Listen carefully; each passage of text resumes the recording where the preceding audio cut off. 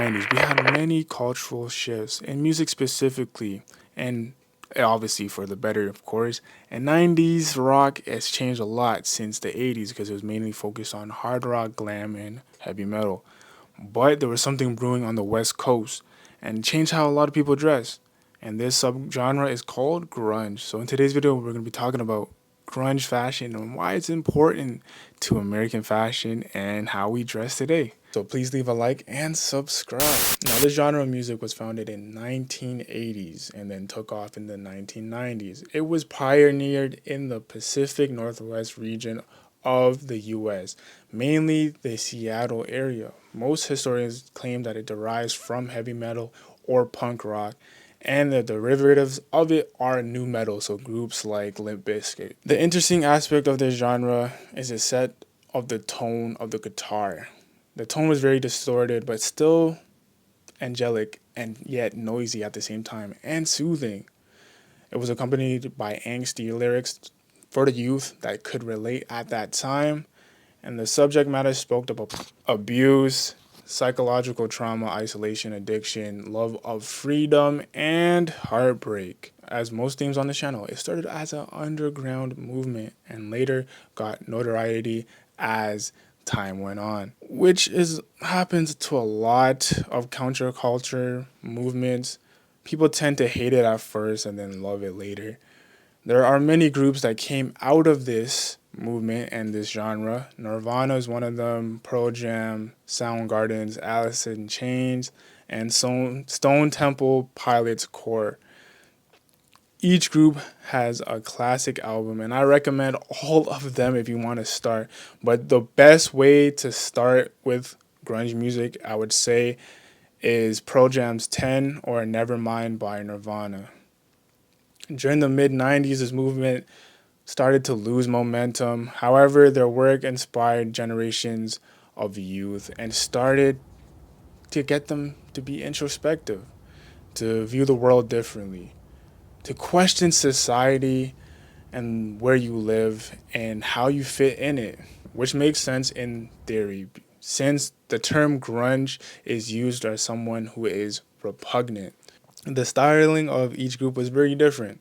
Nirvana relied on punk, while Alice in Chains relied more on metal. But either way, it was a slowed down style of tempo, deeper vocal performances, and the themes were very dark and gritty. Sometimes the lyrics were unintelligible, and it still came together smoothly. Okay, we're going to talk about the fashion now. Now, this all comes into play on how they're dressed. The fact is that counterculture always goes against the status quo.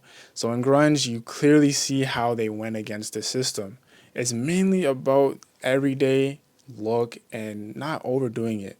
Some would argue that it looks like it's sloppy or unkept, but really, in my eyes, it's just about function and reliability, not focusing on the price tag. A lot of them focused on secondhand clothes. It was more about anti-consumerism, which is actually very important, especially for the political state of the world right now, and which also got co-opted by mainstream fashion houses, which is obviously ironic. But they would wear things like military boots, flannels, distressed jeans, oversized knits, big tees with graphics, Vans, Converse, Doc Martens. I love Doc Martens, bro. I have a pair myself, and Vans and Converse too. And then all these type of stuff. Most of their clothing was gender neutral or encouraged women not to focus on their appeal to the male gaze, but they did have some feminine clothing at times in a grungy way. The fabrics focused on, now in regard to women's fashion, the fabrics focused on lace, velvet, mohair, crochet, and they wore a lot of chokers, which was popular for a hot minute in the 2010s, and small jewelry. You would see a lot of flowers in print, plaid, and so forth. And many fashion houses took inspiration from the grunge movement over the years. For example, Perry Ellis's show in the early 90s asked Marc Jacobs to do a collection that was inspired by grunge subculture, and they used it for that location at that time. I believe it was 1993. Same with Hedy Slimane in 2013 and Matthew Blazey, I believe at the time he was either working for Bottega or Chloe, I think, in 2023. So it comes down to the mindset and it comes down to the attitude of a person. How do they resonate with grunge? Some pop stars in my lifetime adapted that style or adapted that energy. Rihanna did it, Miley Cyrus did it as well. And like most styles, it always circulates again.